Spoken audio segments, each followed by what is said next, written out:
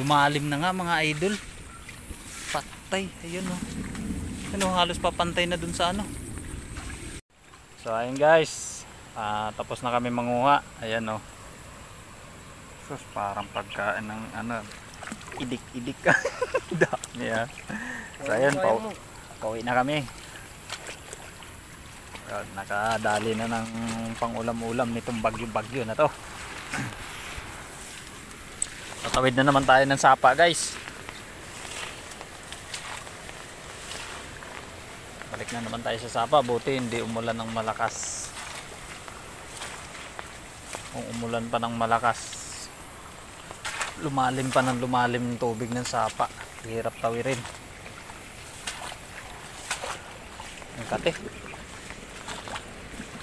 Mayang gabi yan. Ha? Mayang gabi yan.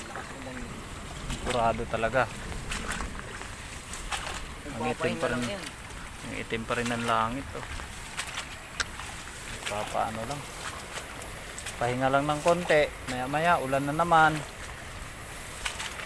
Patay talaga tayo nito.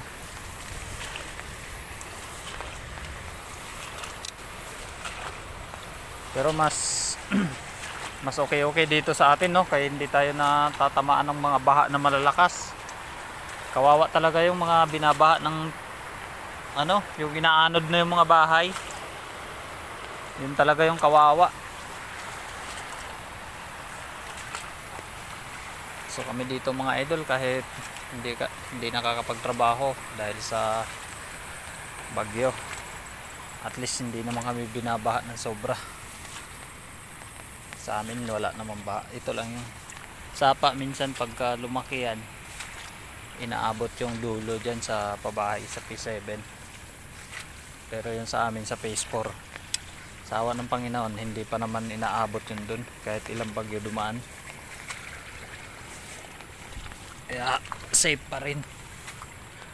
Kaso yung nakakatakot lang dyan mga idol, kapag kagaya nyan may trabaho kayo parehas mag-asawa, tapos walang naiwan sa mga anak nyo, in case man na umulan ng todo, tapos maliligo sa ulan, may makapagyaya na pupunta dito sa ilog, yun ang nakakatakot. Kagaya nito yung nasa video. Hoy, alam ba ng mga nanay nyo nandito kayo? Ha? Alam ng nanay nyo nandito kayo? Yari kayo pag nakita kayo sa video oh. Ito na, tumatalon nito. Ayan ang nakakatakot talaga mga idol. Sobrang nakakatakot. In case na maanod yung isa dyan, wala na. Hindi na yan pigilan. Puro lang mga bata. Yan ang nakakatakot. Hala, lumalim nga Sam. Lumalim pa nga ng konti.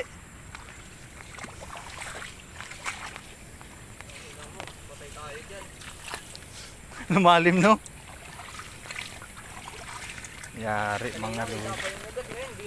Kaya nga oh, sa likod ng kahoy may dumadaan ng tubig. Lumalim na nga mga idol. Patay, ayun oh. Ano, halos papantay na dun sa ano.